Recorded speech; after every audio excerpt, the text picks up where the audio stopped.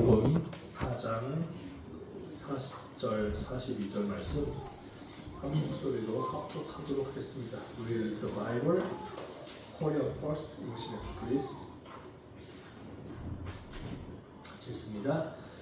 이에 제자들에게 이르시되 어찌하여 이렇게 무서워하느냐 너희가 어찌 믿음이 없느냐 하시니 그들이 심히 두려워하여 서로 말하되 그가 누구이기에 바람과 바다도 순종하는가 하였더라. 네. He said to his disciples, Why are you so afraid?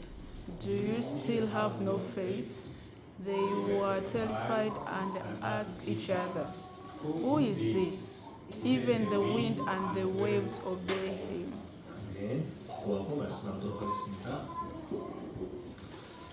아버지 하나님, 이 시간 주의 말씀이 선포되어집니다. 그 말씀을 통해서 위로가 필요한 사람들에게는 주님 위로하여 주시고, 용기가 필요한 사람들에게 힘을 주시고, 지혜가 필요한 사람들에게 분별을 허락하여 주셔서 말씀의 능력을 가지고 한 주간 세상을 살아갈 때 환경과 상황에 지배를 당하며 살아가는 것이 아니라 환경과 상황을 다스리며 그 위를 걸으며 살아갈 수 있는 능력의 주의 자녀들 되어줄 수 있도록 은혜로 채워 주옵소서. 예수님 이름으로 기도드립니다. 아멘. 오늘은 마가복음 4장 본문을 가지고 당신은 안전합니다 라는 제목으로 말씀을 나누도록 하겠습니다. 오늘은 마가복음 4장을 살펴볼 건데 여기는 4가지 비유가 있어요. 우리가 아주 잘 알고 있는 비유도 있고 잘 알지 못하는 비유도 있을 겁니다. 제가 간단히 설명을 드릴게요. 첫 번째 비유는 씨 뿌리는 비유가 있습니다. 농부가 밭에 씨를 뿌렸습니다. 이 비유에서 농부는 하나님이시고 씨는 말씀을 상징합니다. 농부가 씨를 던져서 뿌렸어요. 그러면 길가에 떨어졌더니 새가 와서 먹어버렸습니다. 새는 사탄이죠. 하나님께서 말씀을 주셨더니 사탄이 은혜를 받지 못하도록 그 말씀을 빼앗아간 것입니다. 더러운 흙이 얇은 돌밭에 떨어졌습니다. 싹이 났지만 뿌리를 내리지 못해서 태양빛에 말라 죽었습니다. 그리고 돌밭은 말씀을 기쁘게 듣고 은혜를 받았지만 고난을 만나서 시험에 들고 낙심하게 된 사람들을 말하죠. 더러운 씨앗들이 가시밭에 떨어졌습니다. 가시덤불에 걸려서 죽기가 자라지 못해서 열매를 맺지 못합니다. 말씀을 빼앗았지만 세상의 욕심과 유혹과 근심 때문에 여기 치여서 열매가 없는 삶을 살아가는 그런 상태를 의미합니다.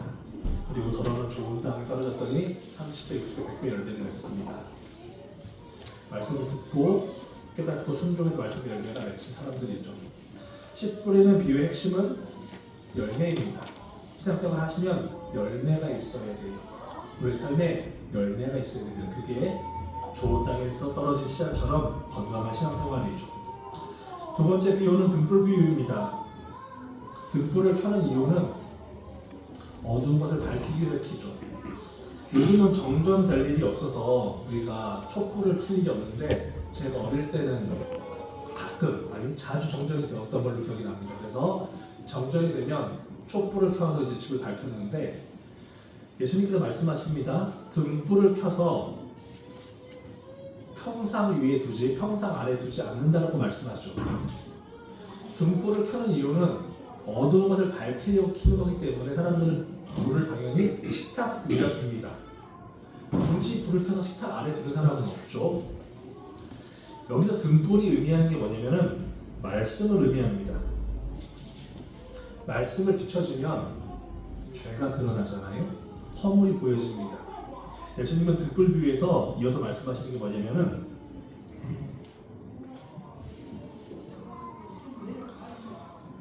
너희가 무엇을 듣든가 스스로 삼가라. 너희 헤아림은 그 헤아림으로 너희가 헤아림을 받을 것이며 더 받으리니 라고 말씀하십니다. 등불 비유가 이해하기 어려운 것은 그 헤아림이 뭔지 이게 무슨 연관성이 있는지가 이해가 잘 안 되는 부분인데 이게 무슨 얘기냐면요. 말씀이 선포되어졌습니다. 그러면 내 죄가 보이는 거예요.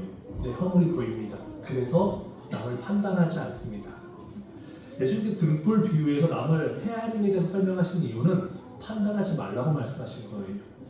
말씀이 선포되어졌을 때 그 말씀을 가지고 남을 판단하지 말라는 겁니다. 나 자신을 돌아보라는 것이죠. 그래서 말씀이 선포되어졌을 때 말씀을 제대로 듣고 깨닫는 사람은 자기 허물을 깨닫는 것입니다. 남의 허물을 살피는 게 아니에요. 남을 헤아리지 않습니다. 말씀을 듣고 자기 허물을 깨닫고 허물을 돌아볼 수 있는 사람들이 말씀을 제대로 들은 사람입니다. 이게 등불 비유의 핵심이죠. 세 번째 비유는 자라나는 씨앗 비유입니다. 이 비유는 잘 모르실 거예요. 씨앗을 심었습니다. 싹이 트죠. 줄기가 자랍니다. 열매를 맺습니다. 때가 되면 추수를 합니다. 하나님 나라를 예수님은 이와 같다라고 말씀하십니다. 이게 무슨 말씀일까요? 씨앗을 심는다고 그 다음날 바로 싹이 트지 않습니다. 줄기가 자란다고 그 다음날 바로 열매를 맺지 않습니다. 마찬가지로 하나님의 자녀들이 변화되어져 가는 과정은 하나님의 자녀들이 성숙해져 가는 과정은 한 번에 안 된다는 얘기예요. 은혜 한 번 받아서 금식기도 한 번 제대로 해서 회개기도 한 번 철저히 했다고 사람이 한 번에 바뀌는 게 아니라 서서히 변화되어 간다는 것을 교훈하는 말씀이죠. 우리 가족들 중에 빨리 변했으면 좋겠다라는 기대가 있잖아요. 한 번에 안 바뀝니다. 서서히 바뀌어가는 거예요. 그래서 어떻게 하셔야 되냐면은 계속해서 믿어주시고 기다려주시고 좋은 말씀을 계속 공급해 주셔야 됩니다. 좋은 말씀을 공급받을 때 말씀을 읽고 듣고 깨달아가면서 사람은 천천히 하나님의 자녀로 변화되어 간다는 것이 자라나는 씨앗의 비유입니다. 마지막 비유는 네 번째 겨자씨 비유입니다. 잘 아는 비유죠. 겨자씨가 모든 씨앗 중에 가장 작은 씨앗이라고 예수님이 설명하시는데 얘가 자라난 다음에는 모든 풀보다 더 큰 풀이 된다고 설명을 하십니다. 여러분들이 알고 계신 참깨 있잖아요. 참깨를 꽉 눌러요. 얘를 10등분 내요. 10등분. 참깨 하나를 꽉 눌러 10등분을 한 다음에 하나를 꺼내보면 그게 겨자씨예요. 그만큼 그렇게 작습니다. 얘를 땅에 심으면 얘가 나중에 나무가 아니고 풀이에요. 자라나는데 키가 이 정도로 올라옵니다. 줄기는 이 정도까지 굵어져요. 그래서 새가 앉을 수 있어요. 새가 앉을 수 있는 풀로 자라납니다. 아주 큰 풀이 돼요. 이게 무슨 얘기냐면은 하나님 나라가 하나님의 자녀들이 성숙해지는 게 처음에는 별 볼 일이 없는 것 같아요. 처음에는 씨앗을 심어도 하나님 나라가 열매를 맺지 않는 것 같아 보입니다. 그런데 시간이 지나면 풍성한 열매를 맺을 수 있다는 것을 교훈하는 거죠. 우리가 신앙생활을 하든 안 하든 처음에는 똑같아 보입니다. 내가 말씀대로 살든 욕심대로 살든 아무런 차이가 없어 보입니다. 내가 믿음으로 거룩한 선택을 하든 그냥 다른 사람들처럼 세상 사람들과 똑같은 선택을 하든 신앙생활에 아무런 차이가 없어 보입니다. 특히 어릴 땐 더 그래 보여요. 10대 때는 아무런 차이가 없어 보입니다. 애들이 열심히 신앙생활 하는 아이나 하지 않는 아이나 고놈이 고놈처럼 보이죠. 그런데 20대, 30대가 되면 조금 티가 나기 시작해요. 진짜 좀 다른데? 라는 티가 납니다. 그런데 30대, 40대가 되면 40, 50대가 되면 어떻게 됩니까? 확 차이가 드러납니다. 얼굴 표정이 달라요. 위기관리 능력이 다릅니다. 말하는 방식이 달라요. 삶의 태도가 다르죠. 일하는 방식이 달라집니다. 그리고 결정적으로 추월 불가능한 상황이 60대, 70대, 80대가 되면 결정됩니다. 뭘 보고 알아요? 자녀들을, 손자들을 보고 압니다. 완전 다른 삶을 삽니다. 믿음의 삶을 살았던 사람들의 자녀들은 바르게 살아가죠. 자녀들이 믿음으로 잘 자라납니다. 그런데 믿음으로 살지 못했던 사람들은 자녀들이 방황을 하죠. 교회를 떠나죠. 이 갭은 매우 볼 수 없는 갭이 됩니다. 그리고 하나님 나라에 가면 상급은 상상하지 못할 정도로 크게 차이 날 것입니다.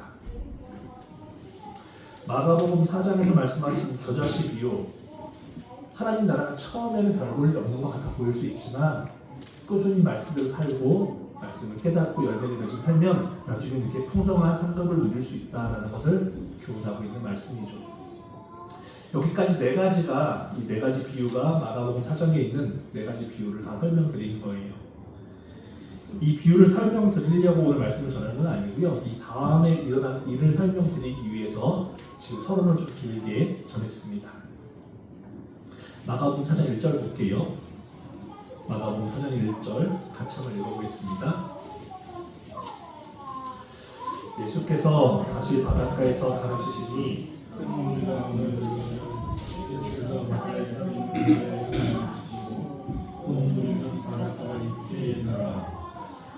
예수께서 바다에 있는 떠 있는 배에 올라 앉으시고 온 무리는 바닷가 육지에 있더라. 이 바다는 갈릴리 호수를 말해요. 이스라엘 사람들은 갈릴리 호수를 바다라고 불렀습니다. 아주 커가지고요. 한번 상상해 보시길 바래요. 예수님께서 갈릴리 지역에 오셨어요. 사람들이 예수님을 만나려고 많이 몰려들었습니다. 예수님께 에워싸요. 그러면 말씀을 전하실 수가 없겠죠. 사람들이 둘러싸고 있으니까 말을 전할 수가 없잖아요. 그래서 예수님은 어떻게 하시냐면 사람들을 뚫고 나가서 바닷가로 가십니다. 아니, 호수로 가셔요. 호수에 배가 있어요. 그 배에 올라타셔서 이제 호수 안으로 들어가시는 겁니다. 그럼 사람들은 어떻게 해요? 호숫가를 주변으로 쭉 진을 치고 있어요. 예수님은 호수 위에서 말씀을 하십니다. 그 전하셨던 말씀이 여러분들이 방금 전에 들으셨던 씨 뿌리는 비유, 등불 비유, 자라나는 씨앗 비유, 겨자씨 비유를 다 배 위에서 전하시는 거예요.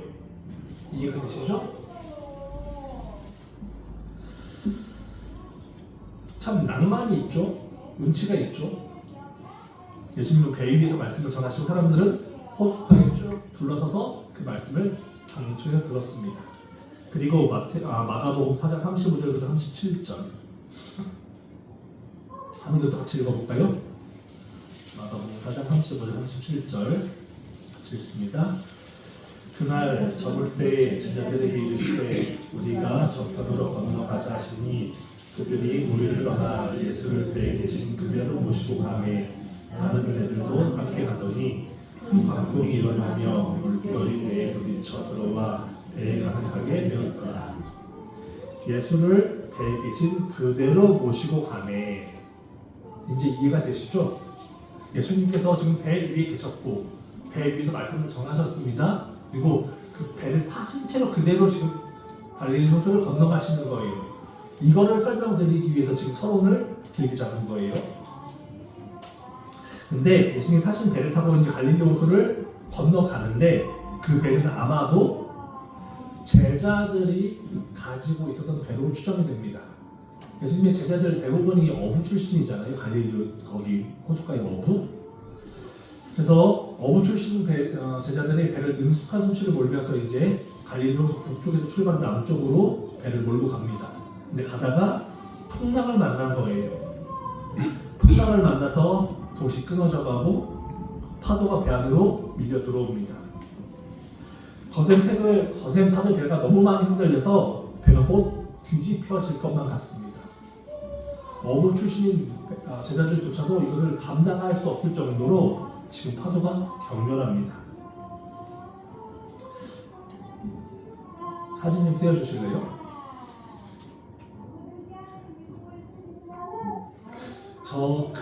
저 작품이 렘브란트의 갈릴리 호수의 폭풍이라는 작품입니다. 제가 아는 영화가 몇 개 없어요. 저거랑 모나리자 두 개밖에 모르는데 그 중에 하나입니다. 저 작품 속에서 예수님 어디 계실까요? 예수님 찾으셨어요? 배 뒤편에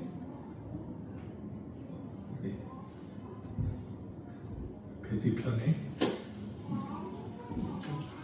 보이시나요? 사람들이 이렇게 둘러 있잖아요. 이렇게 이쪽에 예수님 잘 안 보이시죠? 그럼 이따가 인터넷에 한번 찾아보세요. 렘브란트의 갈릴리 호수의 폭풍.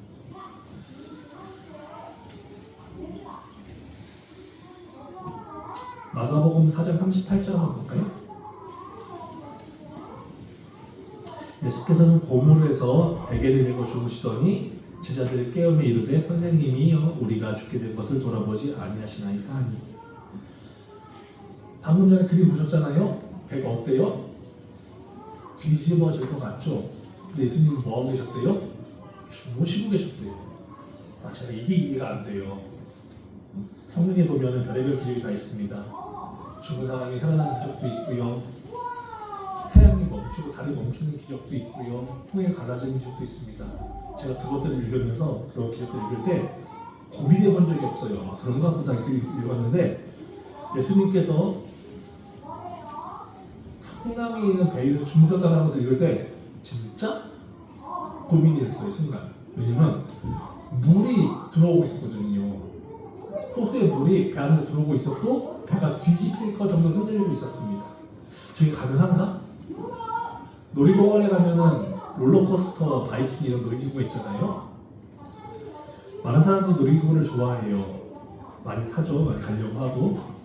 근데 제가 놀이기구를 타다가 기절하는 사람은 봤어도 잡다라는 사람은 본 적이 없는 것 같아요. 바이킹 타보셨죠? 다 잠이 올까요? 바이킹을 탔는데 거기에 물도 들어와요. 안전바가 없어요. 잠이 올까요? 제가 이게 잘 이해가 안 돼요.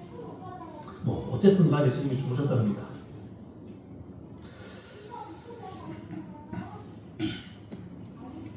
어떻게 주무셨는지 모르겠지만 확실한 사실은 배가 뒤집어질 것 같은 그 풍랑이 예수님께는 주무시는데 아무런 문제가 안 됐다는 거죠. 이건 맞는 사실입니다. 반면에 제자들에게 그 풍랑은 죽을 것 같은 상황이었습니다. 예수님한테는 아무런 문제가 안 되는 그 상황인데 제자들에게 그게 죽을 것 같은 일이었어요. 감당이 안 되는 일이었습니다. 예수님은 주무시는 데 있어서 아무런 문제가 안 되는 그 상황이 제자들에게는 숨이 안 쉬어지는 상황이었다고. 마가복음 4장 39절 예수께서 깨어 바람을 꾸짖으시고 바다더러 이르시되 잠잠하라 고요하라 하시니 바람이 그치고 아주 잔잔하여지더라. 예수님이 꿀잠 자고 계시는데 제자들이 깨우잖아요. 예수님 우리 좀 살려주세요. 죽을 것 같습니다. 숨이 안 쉬어지네요. 예수님이 깨어나십니다. 그리고 말씀하세요. 이 바다야 바람아 잔잔하라. 짜증나셨나봐요. 제가 깨어나셔서. 그랬더니 바다와 바람이 네 하고 잔잔해지죠.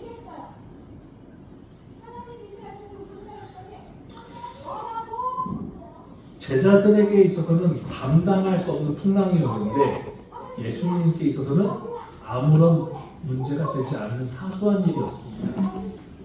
여기에서 우리는 풍랑을 해결하는 열쇠를 발견할 수 있습니다. 뭐냐면요, 우리가 감당할 수 없는 풍랑을 만났을 때 그 풍랑을 벗어나는 방법은 풍랑을 벗어날 방법을 찾고 노력하는 게 아니고요, 그 풍랑을 예수님께 맡기는 겁니다. 풍랑은 내 힘으로 벗어날 수 있는 문제가 아니고요, 예수님께 맡겨야 되는 문제예요. 내 힘으로 벗어날 수 있는 문제라면 풍랑이라고 부르지 않겠죠.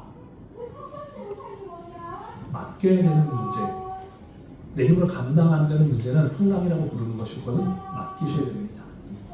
마가복음 4장 40절 41절 오늘 본문 말씀입니다. 같이 읽어볼게요. 40절 41절 같이 읽습니다. 이에 제자들에게 이르시되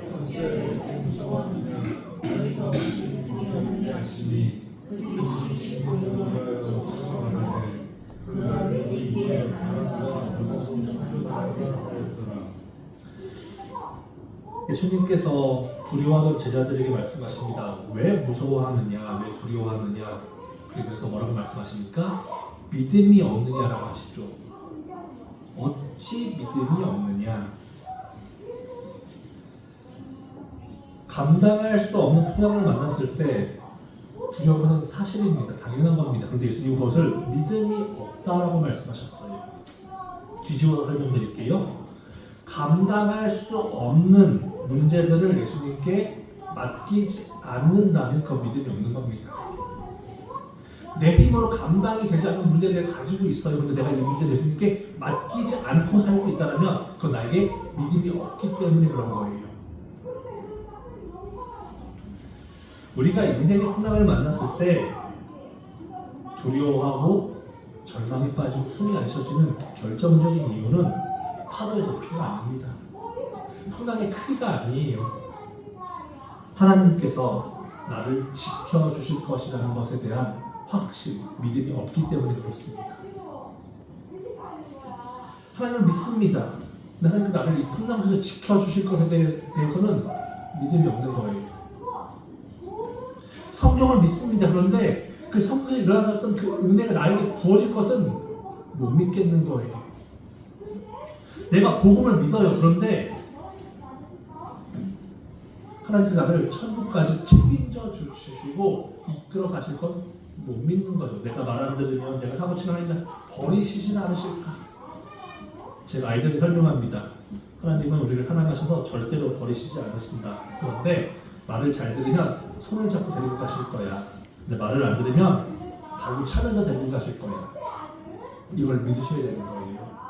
절대 포기하지 않으십니다. 이 믿음이 있느냐 없느냐에 따라서 풍랑을 대처하는 그 자세가 달라집니다. 믿음이 없는 사람은 풍랑을 만나면 파도의 높이만 보여요. 배가 흔들리고 있는, 뒤집어질 것 같은 그것만 보입니다. 그런데 믿음이 있는 사람은 풍랑을 만나면 뭘 보는 줄 아십니까? 예수님 얼굴을 바라보기 시작합니다. 그래서 살아가는 방법, 모습이 달라지는 거예요. 오늘 말씀의 제목은 당신은 안전합니다 이죠. 예수님과 함께 배를 타고 있던 그 제자들이 풍랑을 만났습니다. 그리고 그 뒤를 따라가던 배들도 있었습니다. 그럼 그 풍랑 속에서 제자들이 타고 있던 배는 안전했을까요? 안 안전했을까요? 예수님을 따라가던 다른 배들의 안전성은 모르겠습니다. 근데 예수님과 함께 타고 있던 그 배는 안전했을까요? 아니면 안 안전했을까요? 당연히 안전했죠. 왜요? 예수님이 타고 계시니까. 집채만한 파도가 온다고 할지라도, 아무리 높은 쓰나미가 온다고 할지라도, 심지어 허리케인, 미국에 허리케인이 오면 집이 날아가요. 이 허리케인이 온다고 할지라도 예수님이 타고 계시는 배는 뒤집을 수 없습니다. 맞죠? 흔들릴 수 있지만 결코 뒤집어지지 않습니다. 왜요? 예수님이 함께 계시니까. 이게 믿음인 거예요. 우리가 잘 알고 있는 선지자 중에 요나 선지자가 있습니다. 사람들이 요나가 하나님께 불순종해서 믿음이 없다고 생각하는데 요나 믿음 진짜 좋은 사람이었습니다. 하나님께서 요나에게 니느웨로 가서 이제 회개 심판을 선포해라 했더니 요나는 니느웨 아수르가 망하기를 밟기 때문에 니느웨로 가지 않고 반대 방향인 다시스로 도망을 갑니다. 이때 하나님께서 어떻게 해요? 어떻게 하십니까? 발로 차시죠? 풍랑을 보내십니다. 배가 흔들리기 시작합니다. 배가 흔들리니까 요나가 탄 배의 선원들이 짐을 버리기 시작해요. 배의 무게를 주에 배가 침몰하지 않기 때문에 화물을 버리기 시작합니다. 그때 요나는 뭐하고 있었어요? 배 아래서 꿀잠 자고 있었어요. 다시 우리 놀이공원으로 가겠습니다. 바이킹이 있어요. 바이킹 타보신 분들 어디가 제일 무서워요? 가운데가 무서워요? 뒤에가 무서워요? 뒤에가 무섭죠? 가운데는요? 안 무서워요? 저 가운데도 무섭습니다. 가운데 타서 잠 잘 수 있을까요, 우리가? 아무리 용기가 있어도 그렇게 흔들리는 잠을 잘 수 있을까요? 요나가 탄 배 위에가 더 흔들리기 많이 흔들리는 게 사실입니다. 배 아래도 흔들려요. 배가 침몰하기 전이라면 바이킹 수준입니다. 더 흔들렸겠죠. 바이킹은 이렇게만 흔들리지만 그 배도 다 흔들렸을 거니까. 근데 요나는 거기서 꿀잠을 잡니다. 왜요? 믿음이 있거든요. 하나님께 대한. 요나가 믿음이 없는 사람이 아닙니다. 진짜 믿음이 좋은 사람인데 니느웨가 그만큼 싫었던 거예요. 그 마음을 이해하셔야 돼요. 아수르가 그만큼 미웠던 겁니다. 요나가 풍랑을 만났을 때 요나는 그 속에서 아주 평안한 마음을 가지고 꿀잠을 자고 있었습니다. 그런데 동일한 시간, 동일한 장소의 선원들의 모습은 다릅니다. 선원들은요, 화물을 버리기 시작합니다. 선원들에게 그 화물이 어떤 의미냐면은 선원들은 그 화물을 날라다 줘야지 돈을 벌어요. 그래서 자기 목숨을 걸고 지켜야 되는 게 그 화물이었습니다. 그런데 그 화물을 바다에 던져놓죠. 동일한 상황이잖아요. 지금 풍랑이 만났고 배는 뒤집혀질 것 같고 한 사람은 잠을 자고 있고 한 사람은 화물을 버리고 있습니다. 이 얘기가 뭐예요? 믿음에 따라 사람들의 반응이 다르다는 겁니다. 믿음이 있는 사람은 감당이 안 되는 풍랑을 만나도 이거는 하나님께서 해결을 하시겠지. 어차피 내 힘으로 안 되니까 하고 편안한 마음을 가지고 살아요. 할 일 하면서. 근데 믿음이 없는 사람은 풍랑을 만나면 사람들이 살려고 자신들의 소중한 화물을 버렸던 것처럼 다 털리기 시작합니다. 맨 처음에 멘탈이 털리겠죠. 마음이 털리고 돈이 털리고 건강이 털리고 직장이 무너지고 가정이 무너지고 다 털립니다. 다 무너져 내립니다. 아무것도 붙들 수 없습니다. 스스로가 그걸 던져버려요. 감당이 안 되니까. 반면에 믿음 있는 사람은요, 풍랑을 만나면 거기서도 밥 잘 먹고 잠 잘 자고 일 잘하면서 살아갑니다. 왜 너는 이렇게 편하니? 하나님께서 함께 계시니까. 그게 끝이에요. 이 모습이 바로 마가복음 4장에서 말씀하신 겨자씨의 모습입니다. 처음엔 별거 없어요. 그런데 얘가 자라나면 새가 앉을 수 있는 풀이 됩니다. 믿음 있는 사람은 그런 거예요. 좋은 땅에 뿌려진 씨앗처럼 열매가 맺혀지는 겁니다. 풍랑 속에서도. 그게 믿음 있는 사람인 거죠. 말씀을 정리할게요. 아이들과 가끔 놀이공원에 갑니다. 미국에 살 때는 많이 갔었는데 한국에서는 제가 싫어서 잘 안 가려서 그래요. 아이들과 잘 가는데. 어릴 때는 놀이공원에 가면 애들이 꼬셔가지고 어떻게든지 설득해서 롤러코스터를 탔습니다. 애들을 데리고. 근데 요즘엔 제가 못하겠어요. 어지러워서. 롤러코스터를 타면은 무섭죠. 심장이 쫄깃쫄깃해지죠. 이게 뚝 떨어지는 느낌 아시죠? 심장이. 그런 사람들은 그 비싼 돈을 내고 몇 시간씩 줄을 서서 그걸 타려고 합니다. 왜 그래요? 스릴을 느끼려고, 그 심장이 쫄깃쫄깃해지는 것을 느끼기 위해서 그 고생을 합니다. 그런데 사람들이 이렇게 스릴을 즐길 수 있는 데는 한 가지 전제 조건이 있습니다. 얘가 안전하거든요. 안 죽거든요. 만약에 바이킹을 타는데 안전바가 없다고 하겠습니다. 탈까요, 사람들이? 못하죠. 안전바가 있으니까 타는 거죠. 롤러코스터를 타는데 얘가 안전바가 없어요. 떨어질 수 있습니다. 죽을 수 있어요. 타겠습니까? 못하죠. 사람들이 그 무서운 놀이기구를 탈 수 있는 한 가지 이유는 안전바가 있기 때문에 그렇습니다. 신앙생활도 마찬가지예요.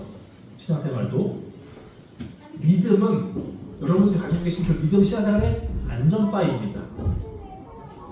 안전바가 있는 사람들은 신앙생활을 할 때 풍랑을 만났을 때 스릴을 즐길 수가 있어요. 그 파도를 즐기실 수가 있습니다. 여러분들이 갖고 계신 그 고난을 즐기실 수가 있어요. 풍랑을 만나면 내 삶이 우리 삶이 흔들릴 수 있습니다. 마음이 아프고 몸이 괴로울 수 있어요. 풍랑을 만나면 두렵고 떨릴 수도 있습니다.